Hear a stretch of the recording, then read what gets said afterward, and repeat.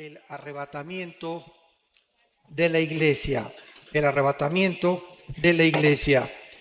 En 1 Tesalonicenses capítulo 4, versículos 13 al 18, encontramos estas palabras.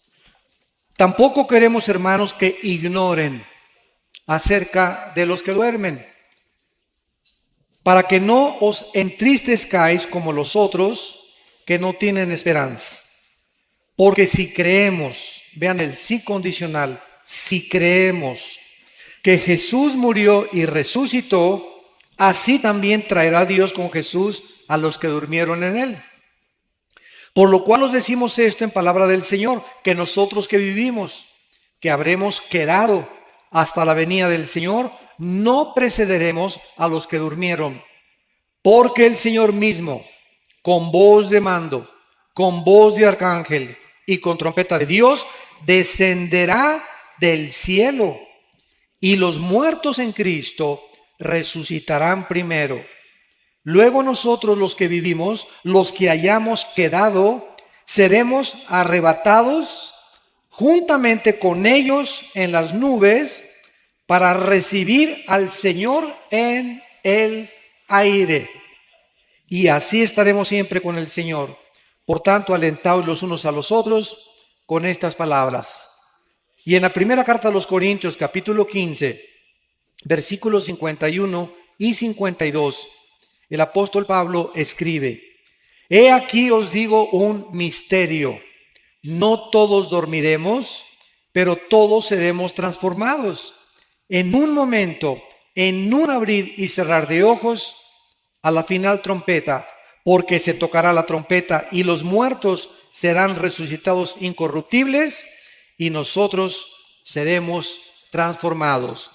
Vamos a dar un desarrollo, una exposición o una exégesis del pasaje primero de Tesalonicenses para comenzar a entender más o menos lo que el Espíritu Santo nos quiere dar y entender lo que Pablo, alineado con la carta a los tesalonicenses, nos quiso también revelar.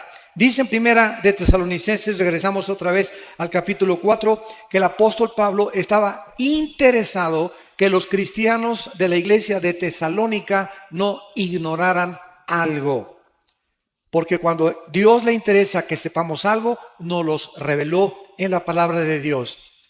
Los tesalonicenses estaban tristes porque se estaban muriendo muchos hermanos, vivían la persecución de los romanos desde luego, y pues muchos de ellos no tenían la Biblia como la tenemos nosotros completa. Entonces sabemos que en Latinoamérica, principalmente, no sé, en Colombia, en México, cuando alguien se muere, hay veces que hasta 6 meses, un año, los parientes se visten de negro. Las mamás se visten de negro, las abuelas se visten de negro y guardan luto, así se llama luto, así dicen luto aquí también. Luto 6 meses o un año y llore al muertito. Y hay veces que te encuentras a personas que perdieron un hijo hace 3 años o 5 años y siguen tristes, siguen acongojadas, siguen con mucho dolor interno. Esto no puede ser así con los hijos y las hijas de Dios. Porque si creemos, ahora si no crees en la resurrección, pues vas a seguir llorando durante 10 años. Pero cuando alguien se muere cercano a nosotros, hay una mezcla de dolor porque somos seres humanos y es bueno llorar, es terrible no llorar. Porque puede desatar una depresión peor todavía. Entonces, bueno, es sano psíquicamente llorar, pero no llorar un año. O más de 3 o 4 meses. O tal vez, ¿verdad? De vez en cuando tienes algún recuerdo de un hijo, de una hija, de tu esposo, ex esposa y salen las lágrimas, no hay ningún problema.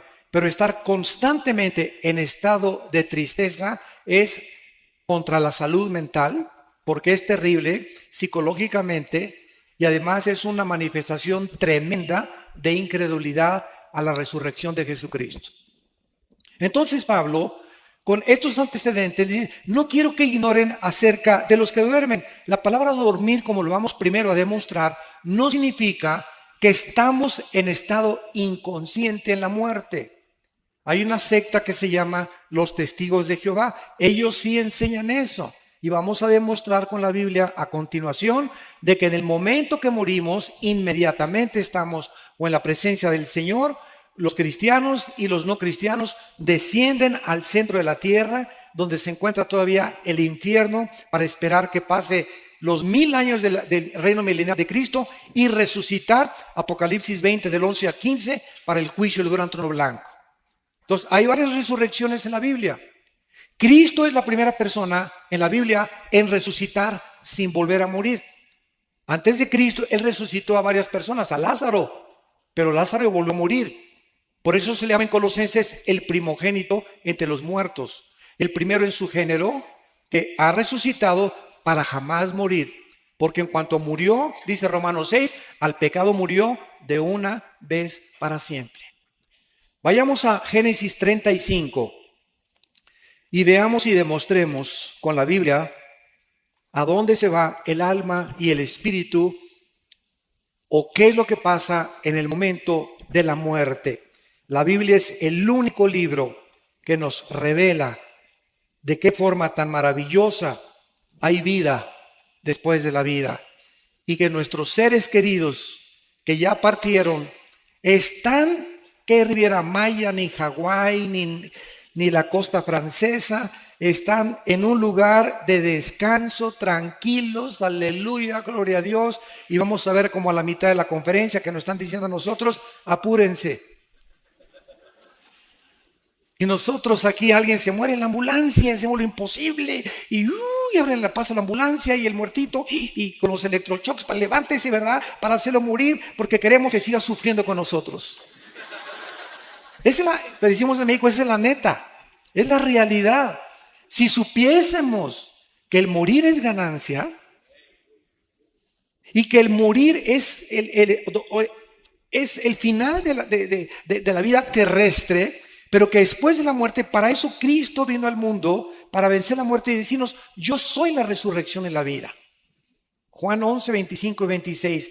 Y si ustedes creen en mí, ustedes van a volver a resucitar igual que yo lo hice. Si Cristo no hubiera resucitado, no hubiera cristianismo. Porque la base del cristianismo no son dogmas, no son leyes, no son rituales, no son ceremonias. El cristianismo permanece en pie o se cae con la resurrección de Cristo. Es la base, la piedra angular del cristianismo, que su fundador volvió a vivir de entre los muertos. En Génesis 35, versículo 18, dice, y aconteció que al salírsele el alma. En la traducción la nueva versión internacional que le dije que es una de las peores, dice el suspiro. Imagínense nada más. Digo, por favor, esta palabra alma, en el original hebreo, es la palabra nepesh. Apúntala, como suena nepesh, con SH. Se pronuncia nepej. Al morir, algo se sale que etimológicamente esta palabra no se puede traducir suspiro o lo dejó. Hay otras traducciones que he leído que dice, y al morir lo dejó. ¿Que lo dejó qué cosa? Gasparín, el fantasma, que se fue de nosotros, ¿verdad? Y por eso es tan importante establecer el origen etimológico de las raíces hebreas y griegas para un estudio mucho más profundo de lo que Dios nos quiere decir. Ahora vamos a compararlo con el versículo 29. Y exhaló Isaac el espíritu y murió. Aquí se usa otra palabra hebrea, que se escribe ruach, con R de Raúl, A-C-H, se pronuncia ruach. Por ejemplo, cuando hablamos del Espíritu Santo, el Espíritu Santo es ruach, el kadosh. El Espíritu Santo, kadosh es santo en el hebreo, y en el hebreo es otra, en el griego es otra palabra. Entonces vemos que la Biblia nos muestra que si se usaron dos palabras diferentes, nepesh y ruach, para describir dos elementos que tanto Hebreos 4:12 y 1 Tesalonicenses 5:23 dicen que cuando muramos el espíritu, alma y cuerpo sean guardados irreprensibles. El Nuevo Testamento, Hebreos 4:12, la palabra de Dios es eficaz que separa el alma y el espíritu. Entonces, hay dos cosas completamente diferentes dentro de ti y dentro de mí. Dos elementos de los cuales estamos formados. Concluimos que somos un espíritu, tenemos un alma y vivimos dentro de un envase, dentro de un casco, dentro de un cuerpo, corruptible que día a día está muriendo celularmente. Pero dentro de nosotros, el valor de lo que está dentro de nosotros, dice en 1 Corintios, tenemos este tesoro en vasos de barro. ¿Cuál es el tesoro? El espíritu que mora dentro de nosotros. Y al morir, se sale dentro de nosotros el alma y se sale el espíritu. Ya vimos que el cuerpo lo pueden cremar o lo pueden enterrar o lo pueden hacer, acabas en la panza de un tiburón, en un avionazo, o no sé cómo vayas a morir, un accidente en la carretera. Tenemos de cualquier forma que nos pintemos al otro lado. El cuerpo que Cristo resucite no va a ser tu cuerpo, va a ser un cuerpo completamente nuevo. No va a ser una renovación, va a ser una nueva creación completamente. No va a usar nada de nuestro cuerpo Cristo con la nueva formación que vamos a tener, como lo vamos a ver más adelante. Ahora, ¿qué es el alma? ¿Qué es el nepesh? El alma es el asiento de las emociones, de los sentimientos, del intelecto y de la voluntad. Y hay dos palabras que se usan como sinónimos en el Antiguo Testamento, que es alma y corazón. Cuando dice la Biblia, sobre todas las cosas guarda tu corazón, es el alma. El corazón es el centro de mis sentimientos, de mi voluntad, de mi intelecto y de mis emociones. Emociones, sentimientos, voluntad e intelecto. Y cuando hablamos nosotros entonces del alma, nos damos cuenta que cuando nosotros nacimos como lo vimos en las primeras conferencias, con cuerpo y con alma, pero el espíritu murió con Adán. Nacimos muertos. Efesios 2:1, muertos espiritualmente ante Dios, separados de Dios, de la comunicación. Se rompió la comunicación, se rompió el contacto con la fuente de energía y nacemos los seres humanos sabemos que en lo más profundo, dice Colosenses 3:11, Dios puso la eternidad en nosotros. En los egipcios, en los jíbaros, en los aucas, en los aztecas, en los mayas, nunca ha existido una civilización, ni una tribu, ni una cultura que no haya creído en vida después de la vida. Los egipcios enterraban a sus muertos con comida, con sus armas. Algo les decía que las iban a necesitar. Los hindúes, los griegos, los babilonios, los egipcios, los sumerios, los asirios, los egipcios, todas las culturas a través de toda la historia siempre han tratado de invocar algo, inventar algo, y como no saben, agarran un tronco, fabrican un dios y se hincan ante la obra de sus manos. O agarran un yeso y fabrican con la piedra un ídolo y se hincan ante el ídolo. O si no, adoran al sol o a la luna o a una pirámide, pero el hombre es incorregiblemente, como dijo Sigmund Freud, religioso. Y esta religiosidad no la pueden explicar, ¿verdad? Los psicólogos, ni los psiquiatras, ni los antropólogos o sociólogos, porque esta religiosidad es simplemente la eternidad con la cual nacimos y tenemos una sensación de que algo trasciende esta vida. Tiene que haber algo que trascienda esto. Y por eso los ocultistas, los brujos, hacen comunicación con los espíritus, con el espíritu de Cuauhtémoc, con el espíritu de Cristóbal Colón, comunicarse con el más allá, los ovnis, seres extraterrestres, siempre estamos buscando algo que trascienda a nuestro mundo, porque sabemos que no es todo lo que hay aquí en el planeta Tierra. Y dice Jeremías 17:9, engañoso es el corazón más que todas las cosas. En el original hebreo dice, chueco y torcido nacieron los sentimientos, las emociones, el intelecto y la voluntad de los seres humanos. Nacimos así, chuecos. Mis sentimientos son engañosos. Mis emociones son engañosas, mi intelecto está deteriorado y estoy completamente lejos de la voluntad de Dios. Tienes que nacer de nuevo, le dijo Dios al hombre más religioso de Israel, Nicodemo, Juan capítulo 3. Entonces, esta es la razón por la cual no debemos de confiar en nuestras emociones y sentimientos, porque son engañosos, torcidos, completamente desviados de la voluntad de Dios.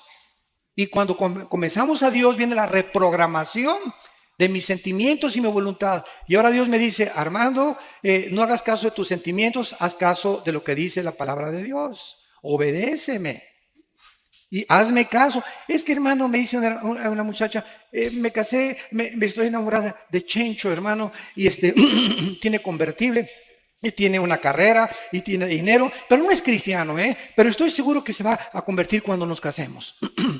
Perdón. Entonces yo le digo a esta muchacha, mira, fíjate lo que sucede. Cuando una persona cristiana viola la palabra de Dios, porque cree que los fines justifican los medios o porque cree que son puros pretextos y se casa con una persona que no es cristiana, en ese momento el bien está haciendo y queda empoderado debajo del mal. Porque cuando el bien se pone bajo el mal aprisiona al bien y pierdes la brújula del Señor y tú acabas convirtiéndote en la religión de tu esposo o acabas siguiendo las cosas de tu esposo. ¿Por qué? Porque desobedeciste a Dios y Dios no puede ser burlado. Cuando tú haces un negocio y haces socio del 50% de tus acciones a una persona que no es cristiana, estás violando 2 Corintios capítulo 6. No os unáis en yugo desigual con los incrédulos. ¿Qué comunión tiene la luz con las tinieblas? Y cuando me uno a las tinieblas, el mal derrota al bien. El bien solamente puede derrotar al mal mientras permanece de lejos. Alguien ha dicho, ¿y por qué Cristo se juntaba con los pecadores? Pero se juntaba para hablarles de Cristo, por favor, para hablarles de la salvación, para llamarlos al arrepentimiento, no para echarse unas chelas con ellos, ni para brindar con tequila de México, ¿verdad? Entonces es muy diferente. Entonces, si tú tienes un amigo que es no cristiano y es tu mejor amigo, tu mejor amiga, te va a acabar jalando y te va a acabar influenciando, porque dice en Jeremías que ellos se conviertan a ti y no tú a ellos. Entonces, si tienes una persona que no es cristiana, es para estar hablando de Cristo y traerla a Cristo. Y si ella te rechaza y te dice, no, ¿sabes una cosa? No vuelvas a salir con esa persona. Porque salgo contigo para hablarte del Señor y para tratar de hacerme tu amigo, para ganarte para el reino de Dios. Pero si hay un rechazo continuo a esa persona que tú consideras tu mejor amigo o mejor amigo hacia las cosas de Dios, ten mucho cuidado porque Dios te puede abandonar. En el sentido no de que pierdas la salvación, sino que pierdas el poder para atraer a esa persona y esa persona te va a jalar al pecado, tarde o temprano. ¿Qué es el espíritu? El espíritu es la parte inmaterial del ser humano, apúntala, a través de la cual conocemos, adoramos y servimos a Dios. Juan 4:24, porque Dios es espíritu. Entonces, a Dios se le tiene que conocer solo a través del Espíritu Santo. Si ninguna persona en esta mañana o en esta tarde no tiene al Espíritu Santo, aunque te pongas en flor de loto, meditación trascendental, budismo zen, y te vayas a un parque, te concentres, etcétera, etcétera, te estás comunicando con espíritus malignos que te van a engañar. Cristo dijo en Mateo 11:25 al 27, nadie conoce al Padre sino el Hijo y aquel a quien el Hijo lo quiera revelar. ¿Quieres conocer a Dios? Nadie puede conocer a Dios sin antes conocer a Cristo, porque es Cristo el que nos da a conocer al Padre. Es imposible conocer a Dios sin Cristo primero, porque Cristo lo vino a revelar y Él es el que nos lleva al conocimiento del Altísimo y del Señor de los cielos y de la tierra. Muy bien, una vez que vemos esto, nos damos cuenta, ¿verdad?, que entonces se sale al morir el alma y el espíritu. Ahora vayamos a Apocalipsis, capítulo 6, y veamos dónde están los que salieron de sus cuerpos, si están dormidos o roncando. Nada de eso. Apocalipsis 6, versículo 9 al versículo 11. Cuando abrió el quinto sello, vi bajo el altar, en el cielo, Juan veía con sus ojos que tenía abajo o con sus ojos espirituales. Juan, cuando subió al cielo, su cuerpo se quedó abajo, ya lo vimos, porque la carne y la sangre no pueden de la corrupción. El espíritu del capítulo 4 dice, oyó una voz que dijo, sube acá, y subió al cielo. Se desprendió y se salió de su cuerpo y fue en el espíritu al cielo. Y en el cielo vemos que el espíritu tiene ojos que no son físicos. Y cuando tú eres cristiano, comienzas a adquirir ojos espirituales y oídos espirituales y lengua espiritual. Dice 1 Corintios 2 que hablamos palabras acomodando lo espiritual a lo espiritual. Oímos los que dijo Cristo, el que tenga oídos, oiga, oídos espirituales se refería a él. Y el que tenga ojos, que pueda ver. Entonces, en el cielo, los ojos que operan no son los ojos físicos, sino los ojos espirituales. Y Juan los que están en la otra vida pueden ver. ¿Y qué cosa fue lo que vio Juan? Las almas bajo el altar de los que habían muerto como mártires. Tal vez fueron los que mató el anticristo. y Juan los estaba viendo. Y no se puede ver algo que es incorpóreo, inodoro e incoloro. No son como otra vez como Gasparín el fantasma. Algo vio Juan y tenemos un cuerpo intermedio, 2 Corintios 5, el 1 al 7, mientras se nos da el cuerpo resucitado, glorificado en la resurrección de los muertos. Entonces, si tú te mueres ahorita, te vas inmediatamente ausentes del cuerpo, presentes en el Señor, y mientras viene la resurrección, necesitas una cobija allá arriba. Necesitamos una manta, necesitamos algo, porque el alma y el espíritu siempre están vestidos por toda la eternidad. Dice el versículo 10, y clamaban a gran voz, las almas que han muerto pueden ver, pueden oír y pueden comunicarse en el cielo. La voz, las ondas sonoras viajan en el cielo, el sonido viaja en el cielo. Y estaban hablando y estaban cerca de Dios. Y Juan estaba oyendo y estaba viendo. El espíritu de Juan en el cielo no eran ni sus ojos ni sus oídos, eran ojos y oídos espirituales. ¿Y qué es lo que oía Juan? Que el Espíritu Santo nos reveló. Tan importante. Vean lo que oyó Juan de estas almas. ¿Hasta cuándo, Señor Santo y verdadero, no juzgas y vengas nuestra sangre en los que moran en la tierra? Las almas en el cielo están conscientes y están conscientes de los eventos que están pasando en la tierra.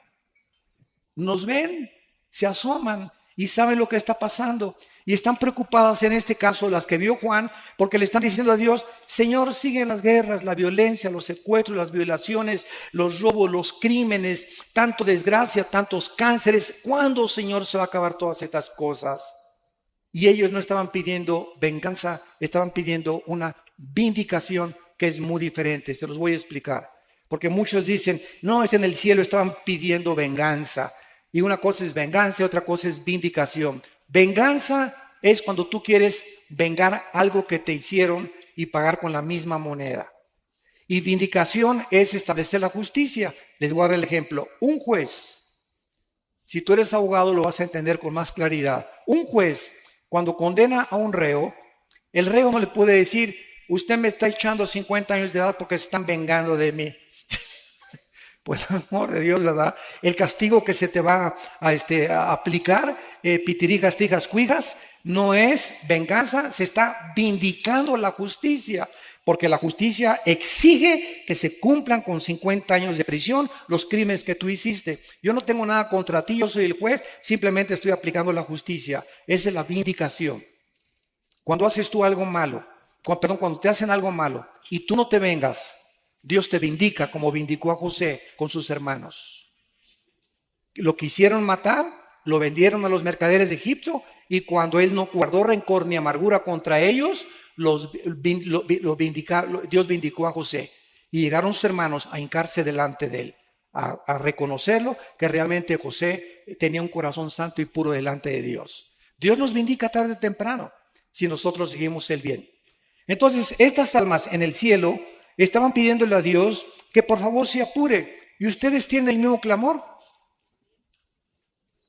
Yo por lo menos una vez a la semana, de veras le digo a Dios, cada vez que veo todo lo que está pasando en el Medio Oriente, el degollamiento de las personas, la decapitación, los crímenes. Mi esposa está en un ministerio que es de tráfico humano y mi esposa está involucrada en un ministerio que se llama Tamari, que protege a las mujeres que sufren violencia. Porque mi esposa fue abusada antes de casarse, ¿verdad? Y ella conoce lo que es eso y ella tiene esa carga de defender a las mujeres que sufren violencia intrafamiliar.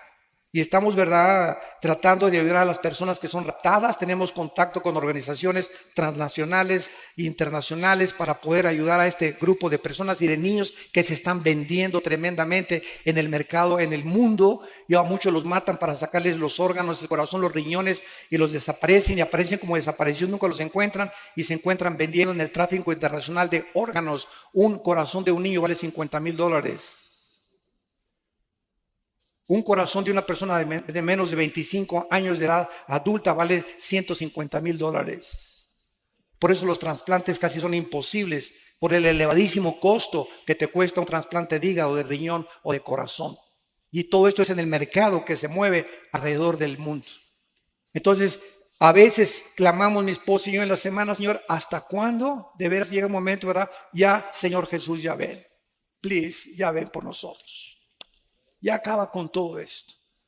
¿Cuándo va a estar? El hecho de que Dios no haga nada ahorita no significa que no lo va a hacer. La Biblia nos revela que Dios tiene tiempo para vindicar a sus santos, para vengar la sangre que fue derramada desde Abel.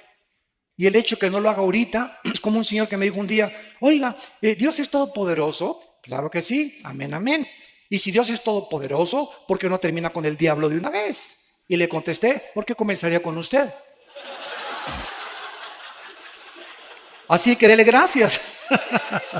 Porque si Dios acabara con el mal, no tendría usted la oportunidad de arrepentirse, pero Dios es lento en la misericordia y no quiere que ninguno se pierda, y es por eso que ha extendido su paciencia, porque aunque haya mucho mal, hay muchas almas que tienen que ser salvadas, pero cuando se cumple el número, como dice aquí, versículo 11, se les dieron vestiduras blancas y se les dijo que descansaran un poco de tiempo hasta que se completara el número de sus consiervos y sus hermanos que habían de ser muertos como ellos.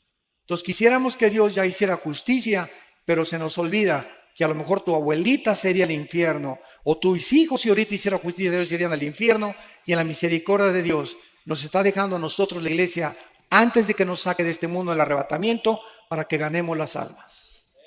Los edificios, las esculturas, las pinturas, los títulos, 5 doctorados que tuviste, 5 licenciaturas, todo absolutamente el planeta Tierra será reducido a cenizas. Todo absolutamente, menos las almas. Es lo único que tiene valor en el mundo, las almas, por las cuales el Hijo de Dios dio su vida en una cruz. Y se nos manda a nosotros tener el corazón de Cristo y la mente de Cristo para vivir con compasión por las almas. Y que cada semana, yo no quiero que levante nadie la mano, desde que te convertiste, ¿a cuántas personas les has hablado de Cristo?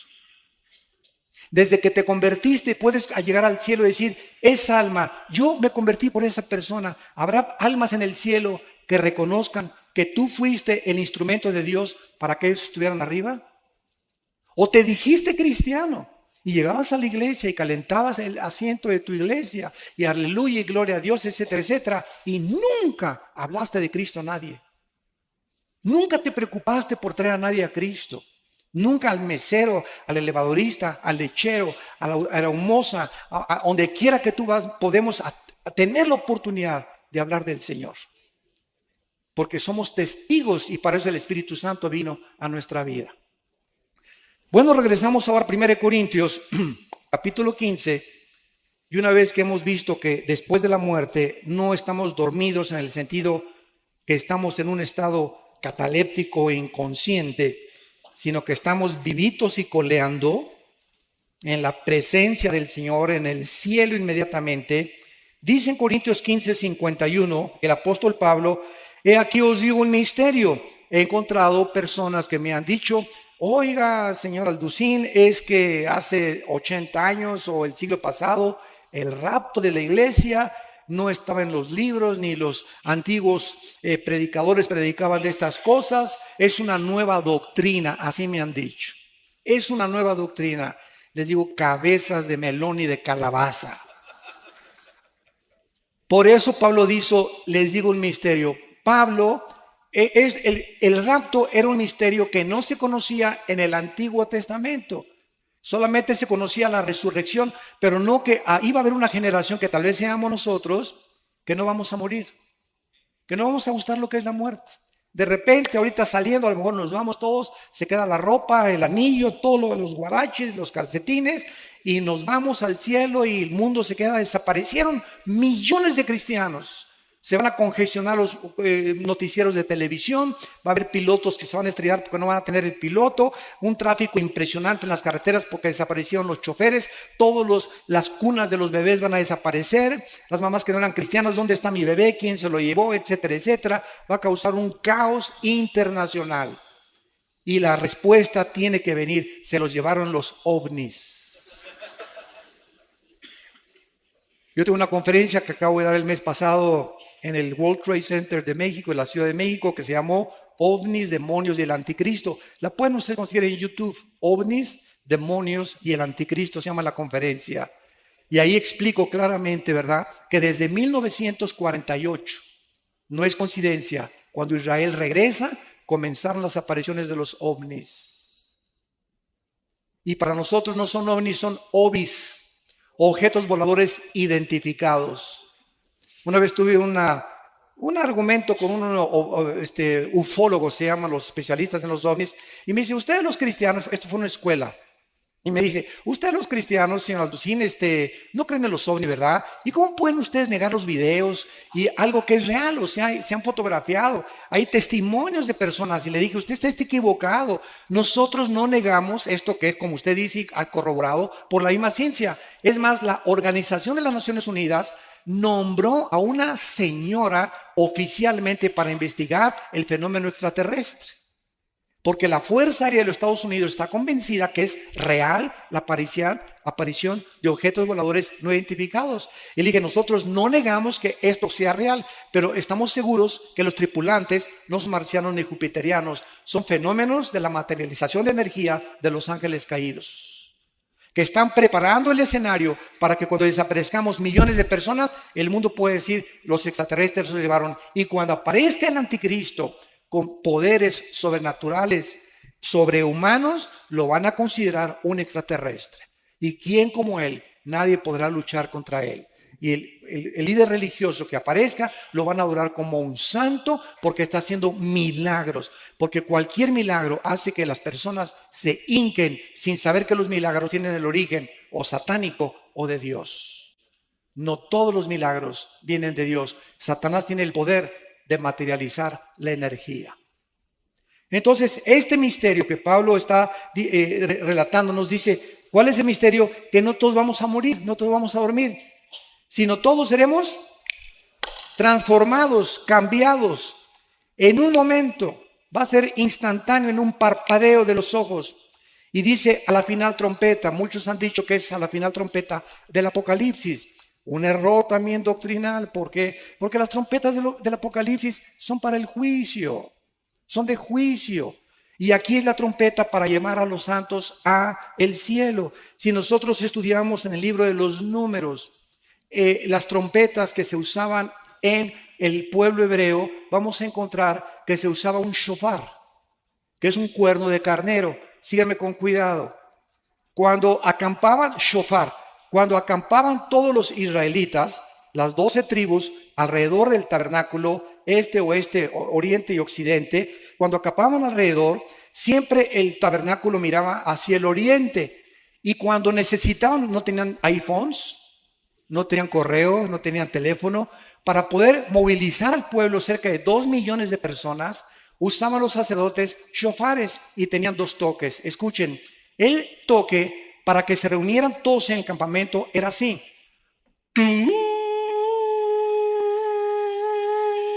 Seguido, sin parar. Y cuando era una emergencia, córranle, empaquen las cosas porque nos vamos, porque el enemigo nos ataca. Era. Cuando era intermitente, era de emergencia. Y la trompeta que se va a sonar es la de Yom Teruah, la fiesta de las trompetas. Porque Cristo cuando vino cumplió 4 fiestas y faltan 3 que se cumplan. Las 7 fiestas de Israel están relacionadas con Jesucristo. Y las 3 que faltan son las de las trompetas, la de Yom Kippur y la de los tabernáculos. Las tabernáculos las vamos a cumplir en el milenio, pero faltan las trompetas. Y cuando venga Cristo en las trompetas es el arrebatamiento de la iglesia.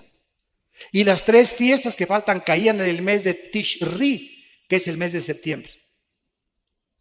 Tal vez por eso fue el ataque a las Torres Gemelas el 11 de septiembre. Los acontecimientos que han conmocionado al mundo han sido en septiembre.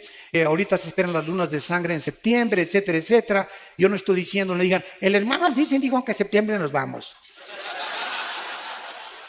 Tengan cuidado lo que oyen. Yo no estoy diciendo eso. Estoy diciendo que coincidieron las fiestas y que la final trompeta que se está estableciendo aquí Pablo se está refiriendo es la última trompeta de la fiesta de las trompetas. No puede ser la última trompeta Apocalipsis porque esas son para juicio y estas son para Dios nos está llamando y solo nosotros la vamos a oír. Así que acostúmbrate a lo que acabo de tocar ahorita. Ándale. Y por eso los shofares, ¿verdad? Tú vas a Israel y te venden los shofares y es dificilísimo tocar. Si la trompeta es difícil tocarla, más un shofar. Pero el toque es increíble. Nadie suena como el cuerno de un carnero o los shofares. Entonces, veamos ahora, veamos a Tesalonicenses y dice así la explicación.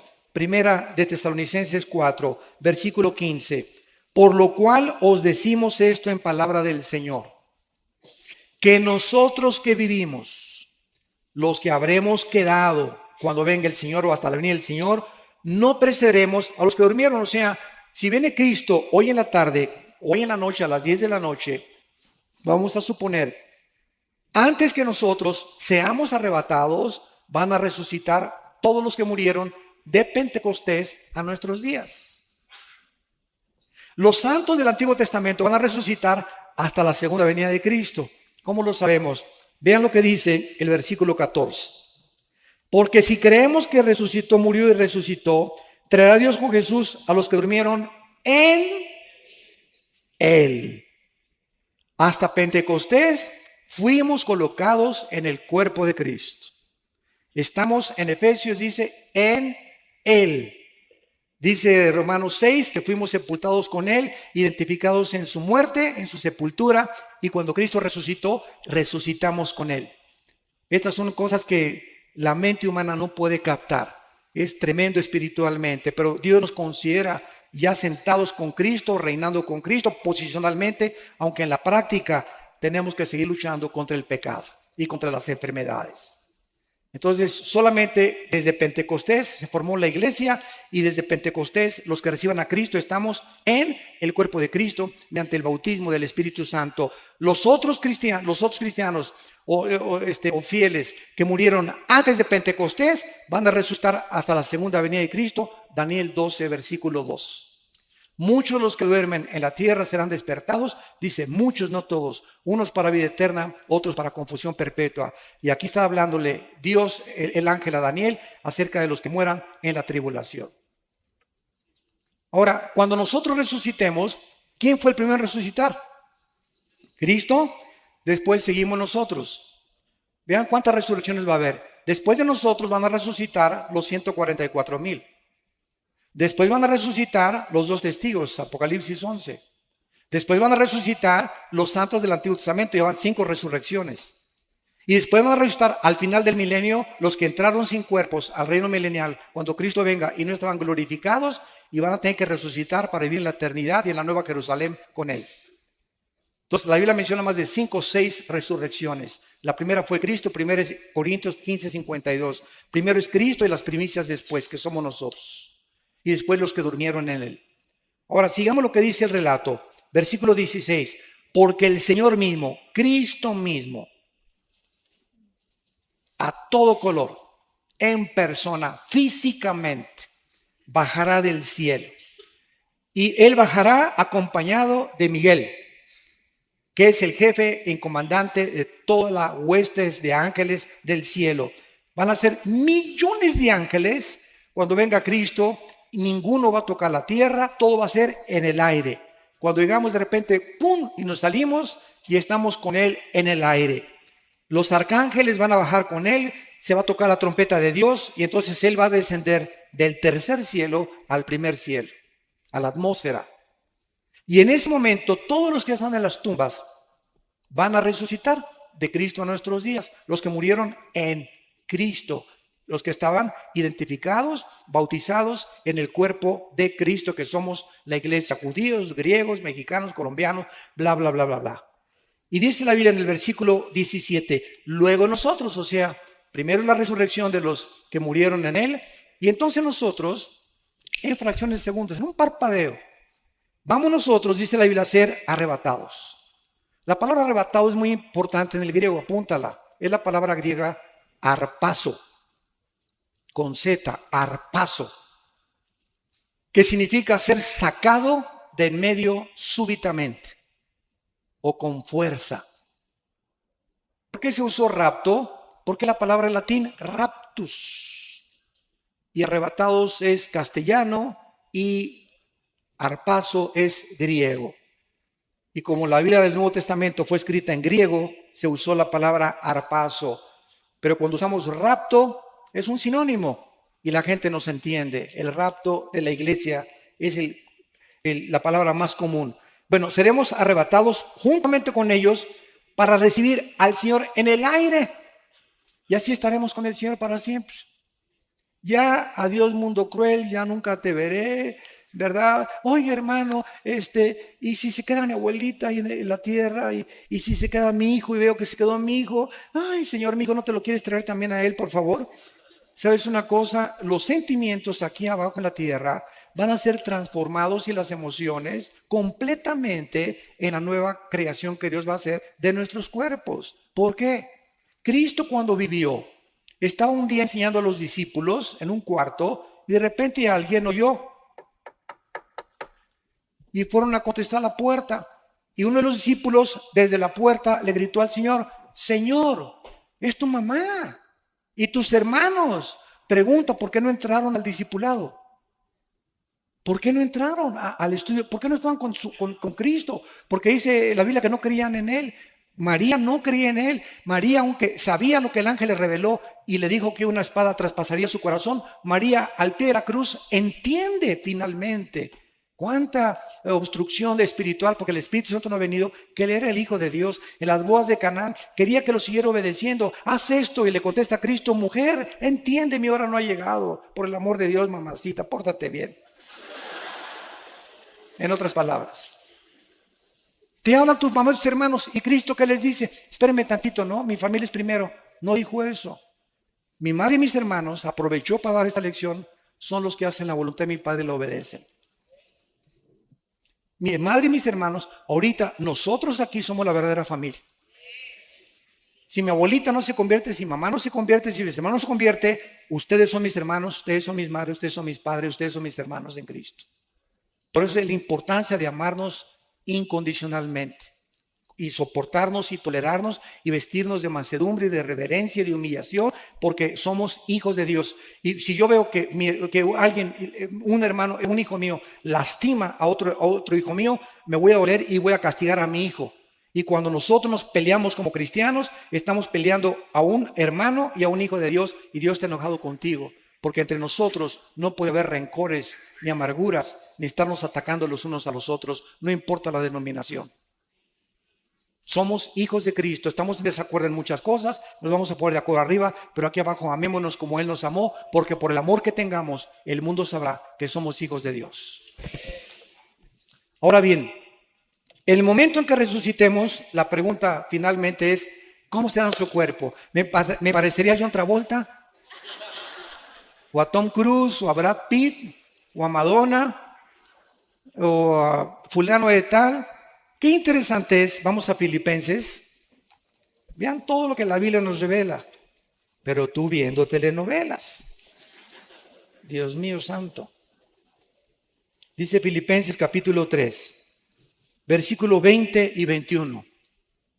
Mas nuestra ciudadanía está en los cielos, de donde también esperamos. Esta es la vida del cristiano, estamos en una continua esperanza de que venga.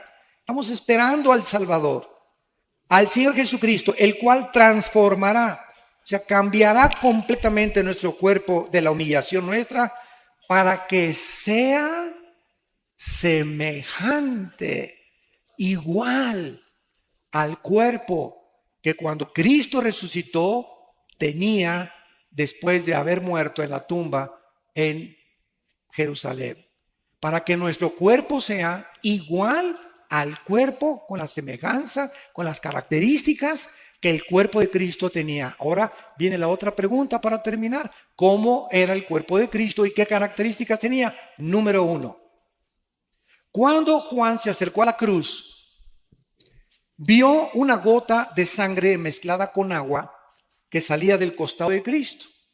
Porque los soldados romanos, sobre todo los centuriones, que eran los jefes de los soldados, tenían la obligación de jamás bajar a nadie de ahí cuando tuvieran el 100% de seguridad que había muerto. Porque ahí de ellos, si bajaba alguien todavía estaba coleando, ¿verdad?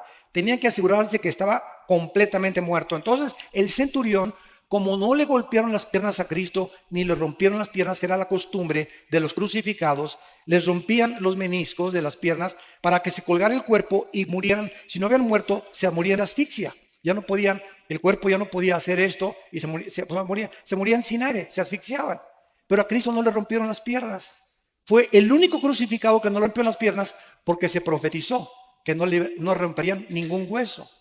Entonces el centurión agarra la lanza y le atraviesa del lado izquierdo al lado derecho a Jesucristo, lo atraviesa de lado a lado, traspasando el pericardio, que es la capa que envuelve al corazón. Y cuando Juan se acerca y escribe hace 2000 años, señores cardiólogos que nos escuchan, ateos o escépticos, vio una gota de sangre mezclada con agua, y la cardiología moderna testifica que cuando esto se combina, el agua con la sangre, es por una rotura del pericardio, de la capa pericárdica, que es la que envuelve todo el corazón. Esto nos explica, esto es impresionante, el Salmo 22. Porque el Salmo 22 es un salmo que escribió David 1000 años antes de la crucifixión. Comienza: Dios mío, ¿por qué me desampararon? Y explica lo que Cristo estaba experimentando en la cruz, 1000 años antes de que Él fuera crucificado. Y pone, clavaron mis manos y mis pies, sobre mi ropa jugaron suertes. Y entonces dice el Salmo: mi corazón fue como la cera derritiéndose en medio de mis entrañas. Pregunta: ¿de qué clínicamente, cómo podemos decir que ocasionó la muerte de Cristo? No murió de asfixia, no murió de desangramiento, porque cuando ya salió la sangre mezclada con agua, ya no tenía una sola gota de sangre en su cuerpo. El corazón fue como cera. Lo que ocasionó la muerte de Cristo fue que el corazón le explotó de dolor.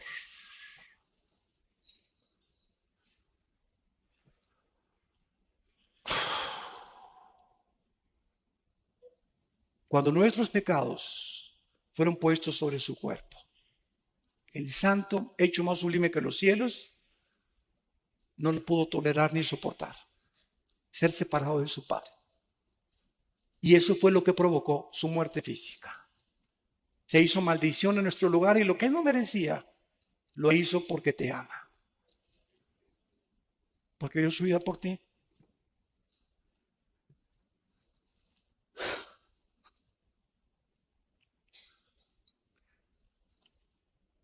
En segundo lugar, vamos a Lucas capítulo 24 y veamos otra característica de Jesús cuando resucitó. Esto es también muy interesante. Dice Lucas 24. Estamos viendo nuestro cuerpo, igual al de Cristo, ya no va a funcionar con la circulación de la sangre. Ahorita nuestros cuerpos necesitan la sangre porque la vida, antes de que se descubriera la circulación de la sangre, en Levíticos 17:11, 3000 años antes de que se descubriera, señores médicos, la circulación de la sangre, la Biblia decía: la vida de la carne está en la sangre. Y es interesante que la palabra vida, ahí en Levítico 17:11, sea la palabra hebrea nepesh, que es alma. Escuchen, el alma está en la sangre. El alma se transmite en la sangre. Por eso la sangre de José no podía ser transmitida a María, porque hubiera sido un alma pecadora, la del Hijo de Dios. Dios tenía que poner el cromosoma Y en María para que el Hijo de Dios naciera sin pecado, transmitido por la infección del ser humano. Entonces no vamos a tener sangre, vamos a estar regidos por otras leyes fisiológicas. Dice en Lucas 24, versículo 36, mientras ellos hablaban de estas cosas, aquí estamos viendo a los judíos, a los discípulos, apóstoles, ya caminando.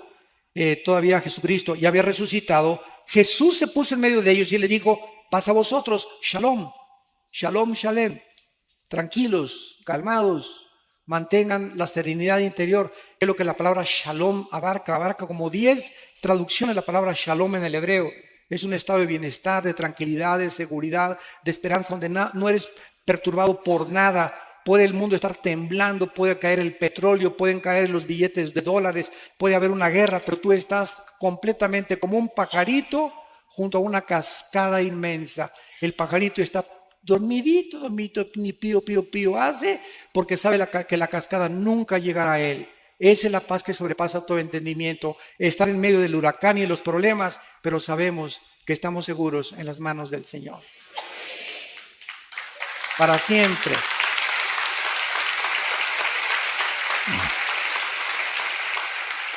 Entonces, espantados y atemorizados, pensaban que veían espíritu.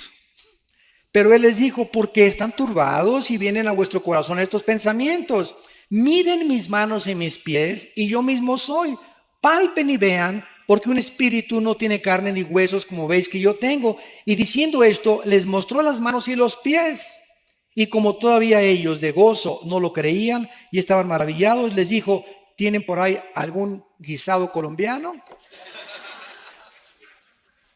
La Biblia menciona casi siempre los pescados y la miel como los alimentos, el mejor alimento que puede el ser humano tener, el pescado y la miel. Y está demostrado con el tiempo, ¿verdad? Que la miel la puedes tener, nunca se echa a perder la miel. Es impenetrable por ninguna bacteria ni por ningún microbio. Bueno, haciendo a un lado esto, vemos que el cuerpo de Cristo no tenía sangre. Al mismo tiempo, el cuerpo de Cristo era un cuerpo que se materializaba y se desmaterializaba a voluntad. Podía atravesar las paredes y podía ser tocado, y tocaban algo sólido los discípulos. Y en tercer lugar, nuestros cuerpos nuevos vamos a seguir comiendo. Adán, antes de pecar, comía. Entonces, y dice en Apocalipsis 22 que habrá el árbol de la vida en la Nueva Jerusalén. ¿Por qué? ¿No se han preguntado esto? El árbol de la vida aparece en Génesis 2 y en Apocalipsis 22. Nada más, el árbol de la vida. Antes del pecado, participaban del árbol de la vida. Y después del pecado, dejaron de participar del árbol de la vida. Ahora participamos del árbol de la vida, que es una representación de Cristo. Pero cuando muramos con cuerpos ya glorificados, vamos a participar del fruto que Adán rechazó. La pregunta es ¿por qué?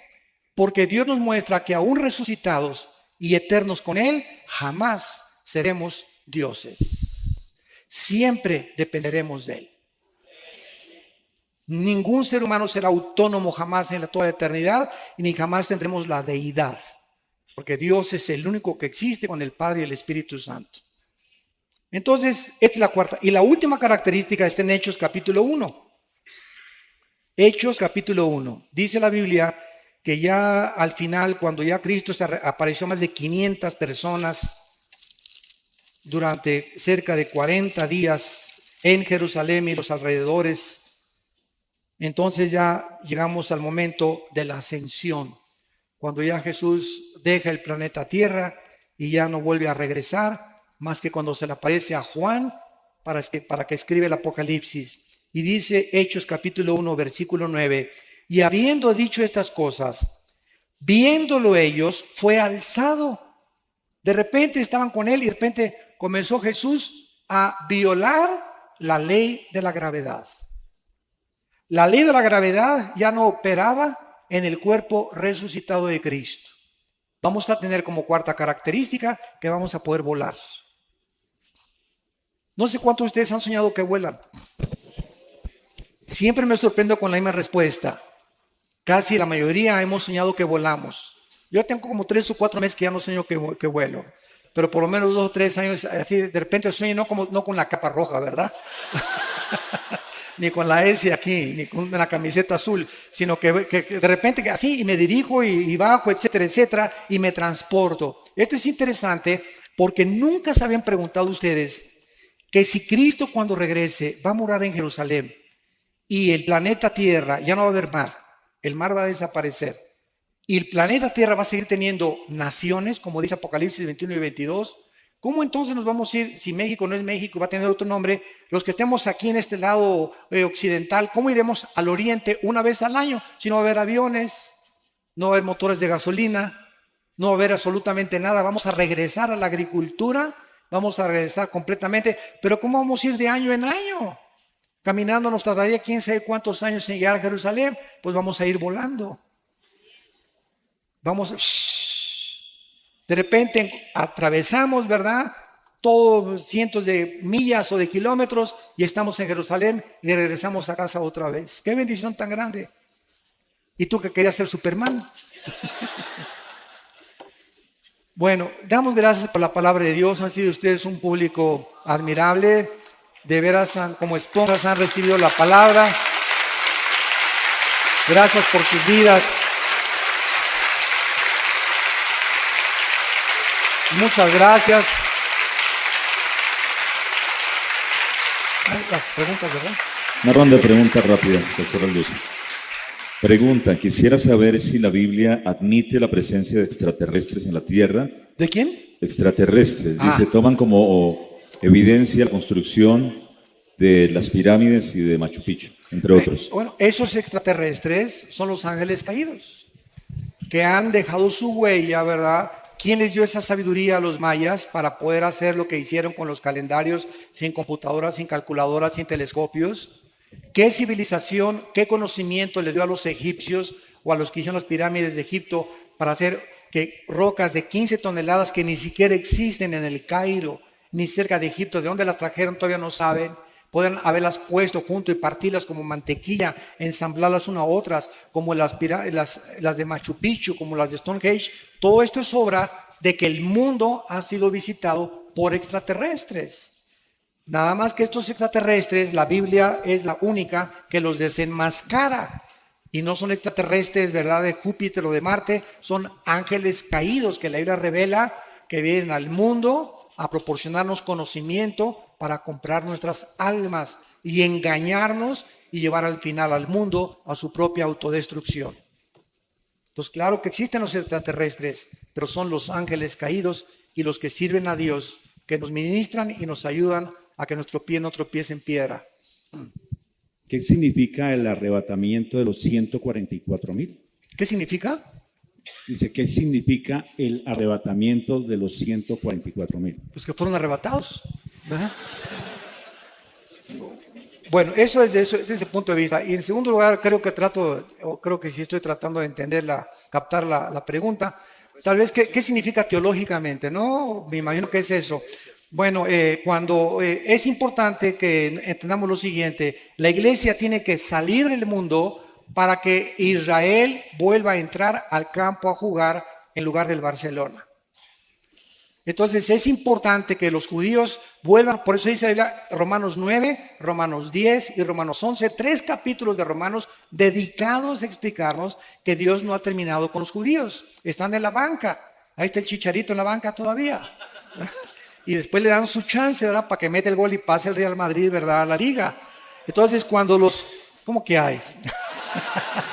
Cuando los judíos, ¿verdad?, salgamos nosotros, la banca, que están en la banca, van a entrar al partido y entonces será predicado el Evangelio eterno y Dios escogerá 144,000 judíos que pueden ser colombianos, porque hay judíos colombianos sin que tú lo sepas, hay judíos mexicanos, hay judíos etíopes, hay judíos franceses. Repito, las 10 tribus se perdieron y fueron dispersas por todo el mundo y hay cantidad de judíos que no saben que son judíos y Dios va a levantar de todas las naciones, va a ser el último ejército de Dios. Entonces significa que Israel vuelve otra vez a entrar al campo, al escenario, y ahora le toca a Israel la evangelización última del mundo. ¿Hay alguna información genética que pueda determinar que una persona sea homosexual o lesbiana? Si hubiera algún gen que determinara eso, entonces no habría ninguna responsabilidad y la Biblia sería mentirosa, porque entonces yo no tendría ninguna base para poder condenar a una persona que ha escogido ser mujer y es hombre, o a un hombre que ha escogido ser hombre y es mujer. Entonces no hay ningún gen absolutamente que demuestre eso. Esto es una aberración completa que han tratado de usar para justificar precisamente un pecado de homosexualidad o de lesbianismo. Quiero decirles que de acuerdo al doctor James Dobson, que es un psiquiatra, psicólogo norteamericano cristiano en Los Ángeles, de acuerdo a sus investigaciones, la mayor parte de los homosexuales vienen de hogares de matriarcado, donde en el hogar no había una figura masculina como el patrón. Era la mamá la que mandaba y la que daba las órdenes. Donde el papá perdió completamente toda la autoridad y la mujer tomó la autoridad. El niño, varón, necesita un patrón de un hombre. Esto es indispensable para su crecimiento y salud psíquica normal y espiritual. Entonces, la mayor parte de ellos han sido de estos hogares, y otra parte, dice el doctor Dawson, la mayor parte también de los homosexuales, casi un 50 y 50%, han sido personas abusadas en su infancia o en su juventud sexualmente. Hay muchachas que desgraciadamente tienen una experiencia sexual antes de casarse a los 14, 15 y 6 años de edad y fue horrible esa experiencia y entonces agarran un odio inconsciente contra los varones y en ese momento Satanás te manda una señora, véngase para acá mi nena, aquí te cuido yo, etcétera, etcétera, y sin que se den cuenta comienzan a desarrollar un amor hacia las mujeres y un odio hacia los varones. Y cuando se dan cuenta ya cayeron en la trampa de Satanás y no son lesbianas porque hayan nacido, sino porque están lastimadas emocional y psíquicamente. Lo mismo con los varones. Muchachos, que mi esposo y yo a todos los homosexuales y los que tenemos en la iglesia, porque tenemos muchos y los aceptamos, pero les decimos los aceptamos porque la iglesia es un hospital. Pero ustedes tienen que cambiar su conducta y echarle ganas y discipularse y confesar su pecado. Y si a los 6 meses o un año no han cambiado, no los mandamos a un campamento de jóvenes. Ni que enseñen la escuela dominical, ¿verdad? Tampoco. Tienen que pasar 4 o 5 años, ¿verdad? Para que podamos realmente ver que hay fruto. Decía David Wilkerson, un grande hombre de Dios que fundó los Teen Challenge, el desafío de la juventud, los centros de rehabilitación más grandes cristianos del mundo. Él el pastor en Times Square de la iglesia pentecostal Asambleas de Dios. Y decía David Wilkerson que de todas las personas que ha conocido, heroinómanos, cocainómanos, marihuanos, etcétera, etcétera, el homosexual es la persona más difícil de rehabilitar, pasando los 25 años de edad. Antes de los 25 no están tan lastimados y hay mucha oportunidad de salvarlos, pero ya a los 30, 40, si siguen practicando eso, es 10 veces más difícil. Doctor Alducin, ¿es bíblico la doctrina de cubrir los objetos y personas con la sangre de Cristo? No. Ejemplo, yo cubro con la sangre de Cristo mi casa. ¿En qué Biblia está eso? Ni en los mormones está eso tampoco, ¿verdad? Yo creo que ni en el Corán está eso. Esas son costumbres y tradiciones que hemos inventado. ¿Qué es la sangre? ¿Qué es la sangre? La sangre es la vida. Cuando Jesús derrama su sangre, ¿qué derramó? Su vida, porque la vida está en la sangre. Entonces, cuando tenemos a Cristo entre nosotros, ¿a quién tenemos? La vida de Cristo. Y cuando decimos, la sangre de Cristo me cubre, ya estoy cubierto, porque lo tengo a Él dentro de mí. Entonces no necesito que te cubra la sangre de Cristo, porque no aparece, ya fuimos rociados con la sangre de Cristo, dice 1 Pedro, cuando recibimos a Cristo dentro de nosotros, y fue su sangre la que nos dio la vida, porque es la vida la que está en la sangre. Como tampoco ya hay que ungir mi coche cuando compro un carro, mi casa, para que no entren los demonios, porque todas esas cosas pertenecieron al Antiguo Testamento. Ahora es la oración, tengo mi casa, mi coche, mi motocicleta, Padre, te encargo mi casa, reprendemos todo espíritu de aquí, esta casa es usada para la gloria de Dios, mi carro es para la gloria de Dios, guárdanos de choques y accidentes, pero estar ungiendo las cosas perteneció al Antiguo Testamento porque el aceite era un símbolo del Espíritu Santo. La única parte que se usa el aceite en el Nuevo Testamento es en Santiago 5, unjan a los enfermos y los líderes y la oración de fe salvará al enfermo. Pero estar ungiendo y bajo la sangre de Cristo, etcétera, etcétera, son frases que hemos acuñado, ¿verdad? Y queremos, yo entiendo lo que quieren decir, ¿verdad? Te cubro bajo la sangre de Cristo, o sea que estoy diciéndole a mi hijo, ¿verdad? Que el Señor te proteja, pero si mi hijo se porta mal, ni la sangre de Cristo lo va a cubrir. Entonces no es mágico esto. Casi es como el agua bendita. Si el alma está en la sangre, donar órganos y transfusiones de sangre es un error. No, absolutamente. Este es el error de los testigos de Jehová. Como ellos saben que el alma está en la sangre, evitan las transfusiones y prefieren morir a que les transfundan sangre. Han sido demandados por la ley en Estados Unidos los testigos de Jehová por eso, porque cuando se necesita una transfusión de sangre no la hacen. Entonces es imposible que digamos, ¿verdad?, que va a ir el alma ahí transfundida, porque no es correcto eso. Cuando Dios sopla sobre Adán el soplo de vida, se trataba del Espíritu Santo que después de la caída por el pecado se separó y trajo muerte espiritual. Así es, efectivamente. Antes de la caída, ¿qué tipo de espíritu había en Adán? No, o sea, antes de la caída el ser humano fue habitado por Dios, el Espíritu Santo. El Espíritu se movió sobre la faz de las aguas, versículo 2 del Génesis. Y después de la caída el Espíritu Santo se sale de Adán y el ser humano queda dependiendo no solamente empíricamente de sus 5 sentidos, que son las ventanas del alma. Mis ojos, mis oídos,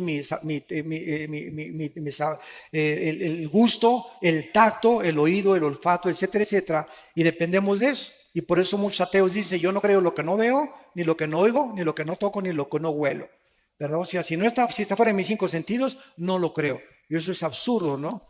porque tampoco, como dijo un ateo que llegó en México, en Tabasco, en un caballo, un gobernante que llegó a un pueblo y les dijo a los cristianos, una iglesia evangélica, les doy 3 minutos para que me muestren que Dios existe, si no quemo la iglesia. Y todos se volteaban, demuéstreme que Dios existe, y lo quiero ver. Y entonces una viejita saca una naranja y la parte a la mitad. Y le dice, oiga general, ¿ve usted esta naranja? Claro que la veo, vieja tonta, pues no estoy ciego.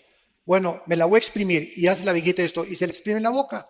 Y le grita al general, ¿a qué sabe? Vieja tonta, lo tengo que probar. Y le contesta, pues así es Dios. Lo tiene usted que experimentar personalmente. Lo tiene usted que probar por usted mismo. Y no quemó la iglesia. Fue un general muy famoso que después se convirtió. Gracias a Dios, 5 años después de eso se convirtió antes de morir. Le concedió la misericordia de poder salvarse. Y así es Dios, o sea, yo te puedo traer todas las evidencias que quieras, pero si tú no quieres creer, aunque se te aparezca alguien de los muertos, no vas a creer. Porque así lo has decidido en tu corazón. Siguiente pregunta. Si los ángeles están en prisiones, ¿cómo es que se materializan para los ovnis? Pero no todos están en prisiones. Están en prisiones eternas, dice Judas, los que en Génesis 6 quisieron meterse con las mujeres y alterar el genoma humano. Pero fueron un grupo de ángeles nada más, no todos los ángeles. Porque hay otro grupo de ángeles caídos que siguen operando con Satanás. ¿Cuál es la raíz espiritual de la enfermedad del Alzheimer? Y también me preguntan sobre la esquizofrenia. Bueno, de Alzheimer no sé, ¿verdad? No soy médico especialista en eso, que le pregunto a uno al médico, ¿verdad? No sé realmente de dónde venga. El síndrome de Down, pues es un cromosoma que falta, ¿verdad? O que está agregado de más. Pero Alzheimer no sé, tal vez. Me han dicho muchísimas veces que el café evita el Alzheimer, ¿verdad? Y que el ejercicio y la memorización tal vez. Entonces parece que es genético. Hay un gran índice de enfermedades de origen genético, como la diabetes. Hay personas que son flacas y las conozco yo y tienen diabetes tipo 2. Y hay gordos, tan feliz como Santa Claus que no tienen ni diabetes. Y tú lo ves y dices, Dios mío, ¿pero por qué, verdad? Sí, hay un gran índice de probabilidades que 5 kilos de peso que tengas te predispone a la diabetes. 5 kilos de más que tengas. Y sobre todo aquí en el área del abdomen. Porque hay gente entonces gorda y etcétera, etcétera. Y están más sanos que tú y que yo. ¿Verdad? La genética tiene muchísimo que ver en muchas enfermedades. Así es. Doctor Alducin, usted dijo que Cuba es como una cárcel. ¿Qué opina que los diálogos de paz de Colombia se estén desarrollando desde Cuba? Ahí no me meto.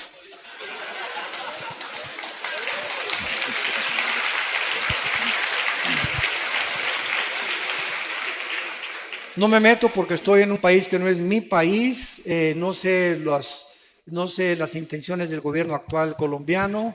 Y no puedo juzgar así porque no estoy muy inmiscuido ni profundizado en este problema político, ni con las FARC tampoco. Entonces, disculpen, no puedo opinar en algo que no tengo la suficiente información, ¿verdad?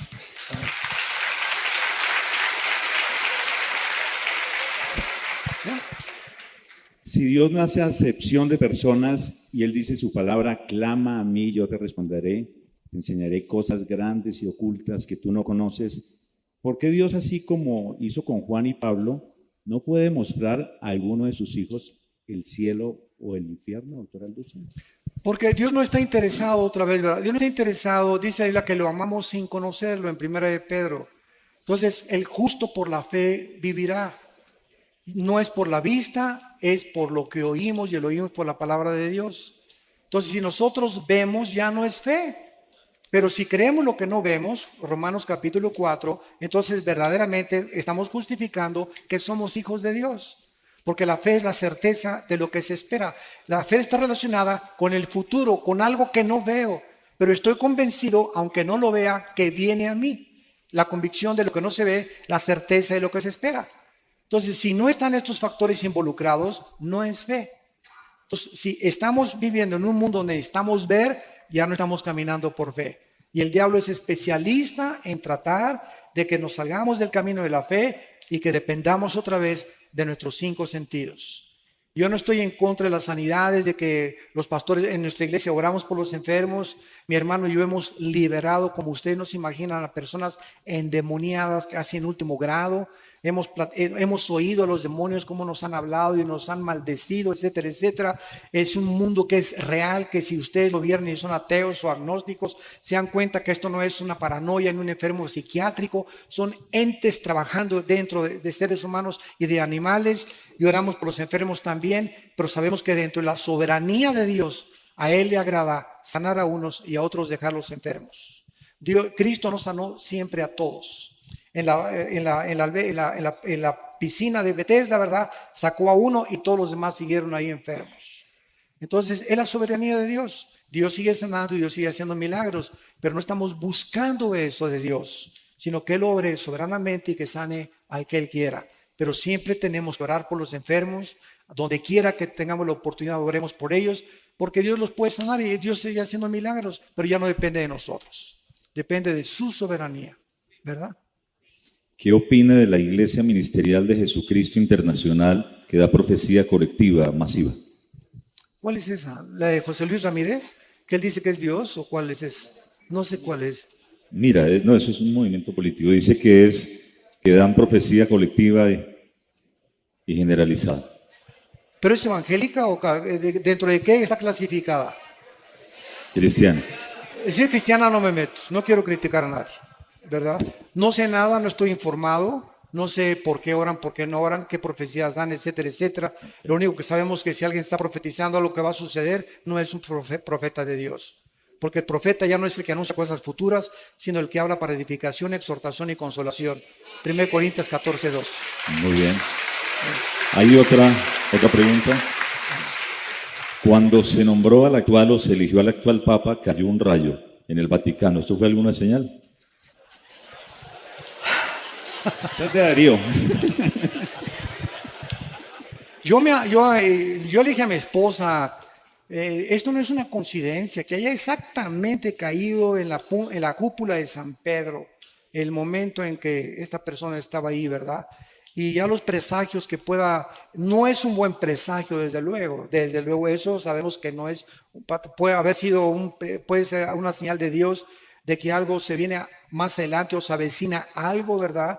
O que algo malo va a suceder, pero no sabemos, o sea, hacer especular. Lo único que sabemos es que no es coincidencia, fue algo real, fue algo impresionante que fuera en la mera cúpula de San Pedro, y esto desde luego que no es algo positivo, ni es algo bueno, ni una bendición, ¿verdad?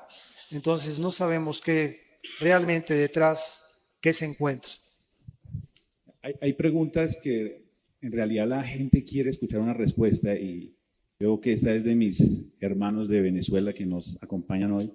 ¿Cree usted que la situación que se vive en Venezuela, el socialismo y otros países que se unen al socialismo es parte de lo profético o tiene algún fin esta situación que se vive en Venezuela?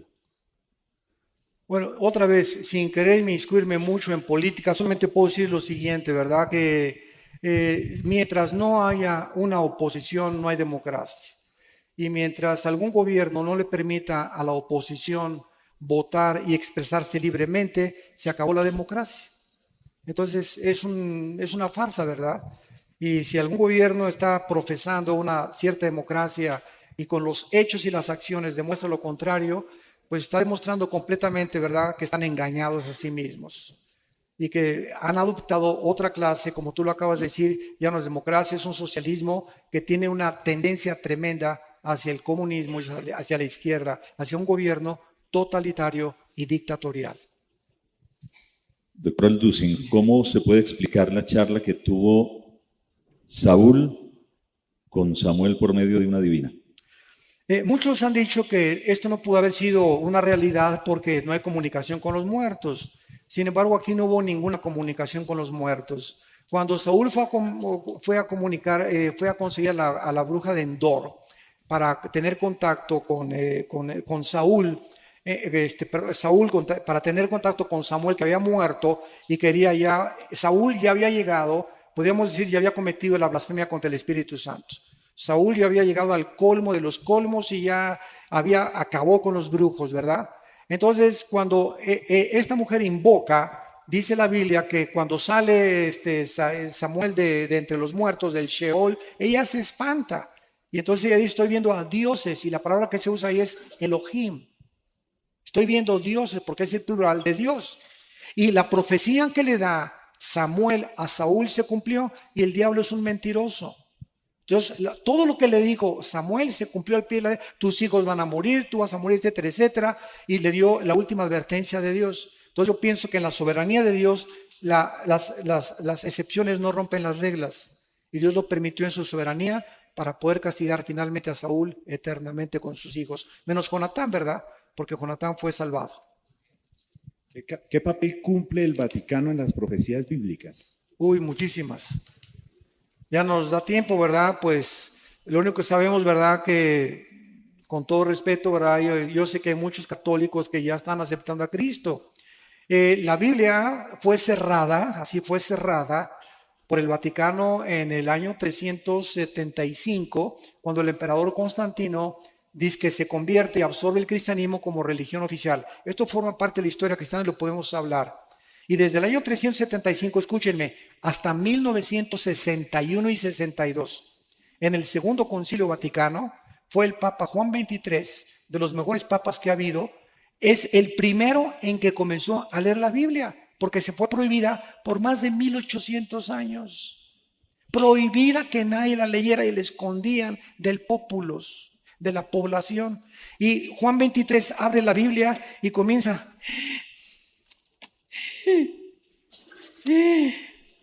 Dios mío, ¿verdad? ¿Cuántas cosas? ¿Y qué hace Juan 23? Comienza a ser iluminado en la soberanía de Dios, y Juan 23 comienza a quitar las imágenes, manda a quitar el latín de las misas y comienza a permitir que el pueblo lea la Biblia sin el imprimatur ni la autorización de un cardenal o de un obispo. Y desde la década de los 60 a nuestros días hay millones de católicos que leyendo la Biblia han recibido a Cristo como su Salvador. Y nos los vamos a encontrar en el cielo. Y hay muchos evangélicos que no nos los vamos a encontrar en el cielo. Aunque se llamaran evangélicos, van a estar en el infierno calientito, ¿verdad? Porque estamos llenos de personas en las iglesias evangélicas, y no por ser evangélico eres cristiano. O porque tu papá es monja, tu tía es monja, o porque tu papá es pastor, o porque tu tía es el cardenal de no sé dónde. Tienes que nacer de nuevo. Entonces, mientras tú no tengas una experiencia personal con el Hijo de Dios, tú no puedes estar seguro de tu salvación. Entonces, Dios es soberano. Ahora, claro que un católico que se convierte a Cristo tiene al Espíritu Santo y no tarda en salirse, porque Dios no nos llamó a la idolatría. Y Roma es contraria a la salvación. El mensaje que predica Roma no es el mensaje de la salvación por la gracia, es la gracia más los sacramentos, la gracia más las buenas obras. Y Roma se sigue considerando la madre de la iglesia, y fuera de Roma no hay salvación. Así que bueno, ¿verdad? Hay muchas profecías acerca del Vaticano y de la corrupción que han hecho con la palabra de Dios. Pero gracias a Dios por todos. Yo me encuentro con padres, que no les digo padres, les digo compadres, ¿verdad? En lugar de padres, sí, me siento más libre de decirles así, oye, compadre, no soy padre, no eres compadre, ven para acá, compadre. Y compartirles la palabra de Dios, ¿verdad? Una vez estuve en Guatemala, me llevaron a un convento, les cuento esto rápido, es muy bueno esto, porque me llevaron a un convento de monjitas, unos pastores, y era una madre linda, la madre superiora. Y entonces les dije, ¿qué hacen aquí encerradas, hermanas? Y se voltearon, ¿cómo que qué hacen aquí encerradas? Le digo, sí, ¿qué hacen encerradas? ¿No leen la Biblia? Sí, claro que sí, pastor. Pues dice Mateo 28, 19, 20, vayan y prediquen el evangelio. ¿Qué hacen aquí encerradas? El diablo las ha engañado, que se queden encerradas, y si siguen encerradas, ¿cómo van a salvar las almas? Y se volteaban a ver, unas otras comenzaron a persinarse, a sacar sus estampitas. Y entonces la madre superiora me llamó a su oficina y me dijo, oiga, pastor, quiero hablar con usted. Oré con ella y recibió a Cristo. Dice, nunca lo habíamos considerado. Dije, es la trampa más grande de los monasterios y los conventos. Dios no quiere que nos encerremos. Si nos encerramos, ¿cómo vamos a ganar las almas? Él dijo, vayan y prediquen el evangelio a toda criatura. Y el diablo los encierra para contradecir las órdenes de Jesucristo. Y eso fue lo que les movió el tapete para poder entender que estaban engañadas. Yo no sé dos más últimas preguntas, doctor Alducin. Sí. Dice, ya las dos últimas, terminamos. Luego de la resurrección nos encontraremos con nuestra familia. ¿La reconoceremos? Que si vamos a reconocer, No, que si nos encontraremos en el cielo con las familias y si las podremos reconocer. bueno, cuando Cristo llama en Mateo 17 a Juan, Santiago y Jacobo para que se transfigurara enfrente de ellos, apareció junto a Cristo Elías y Moisés. ¿Se acuerdan de este pasaje? Y los apóstoles pues no había más Polaroid, no había fotografía, nadie había retratos de Elías ni de Moisés. Sin embargo, los apóstoles los reconocieron, Moisés y Elías. Y estaban los dos hablando con Jesucristo. Y estaban tan emocionados, ¿verdad?, que ya Pedro quería hacer un tabernáculo para quedarse a dormir ahí. Y pues ya quedarse ahí, ¿verdad? Entonces nosotros vemos que la pregunta es ¿cómo los pudieron reconocer? No habiendo ningún registro de Moisés ni de Elías físicamente. Y la respuesta es que el conocimiento espiritual se llama intuitivo. Entonces, por ejemplo, cuando Pedro en el capítulo 5 de los Hechos llega a Ananías y Zafira, pregunta, ¿quién le dijo a Pedro que habían robado a Dios? ¿Quién le dijo? Pedro no tenía cámaras fotográficas, ni inspectores, ni satélites para estar impresionando la casa de todos los cristianos. Y al llegar a Ananías, dijo, ¿por qué vendiste esta heredad en tanto? ¿Por qué me vienes a engañar a mí? Estás engañando al Espíritu Santo. Y viene Zafira, la esposa, y caen muertos, y gran temor cubre a la iglesia. ¿Qué quiero decir yo? Que cuando vayamos al cielo, vamos a saber, ahí está Adán. Yo no sé ni cómo fue Adán, pero va a haber un conocimiento intuitivo, espiritual, que me va a decir, ahí ese es Pedro, ese es Adán, ahí está Moisés. Y ese conocimiento intuitivo lo estamos comenzando a experimentar ya aquí en esta tierra, como lo experimentó Pedro. Yo les digo una cosa muy sincera, sin ganas de gloriarme. Hay mucha gente a la que yo veo y siento en mi espíritu cómo son realmente en la realidad. Y siento, ¿verdad? Este es un hipócrita, lo que me está diciendo no es verdad, o esta persona oculta algo, o hay veces que veo personas con una mirada velada. O sea, yo le digo a mi esposa, ¿te acuerdas la pareja que conocimos hoy? Él oculta algo. Él no es como es, no es una persona sincera, tiene una vida doble. No sé qué sea, pero no es una persona transparente, porque la lámpara del cuerpo son los ojos. Es un conocimiento intuitivo que no se obtiene a través de leer ni de investigar, sino se siente en el espíritu. Y mientras más crecemos en el Señor, más sensibles nos volvemos al discernimiento de espíritus. Hermano pastor, ¿puede repetir el sonido de las trompetas? Se grabó, ¿eh? De cumpleaños. Por tu cumpleaños. No es broma, no es broma. Es muy bromista, y yo lo llamo y le digo apóstol y me dice ¿qué hubo, querubín? Apóstol de ¿Qué apóstoles. tanto? Exacto, que el tema de la apostolitis, así rápido. Yo no acabamos aquí ahorita con eso. No, un resumen. ¿Cuánto hay de tiempo? 2 minutos. ¿Sí?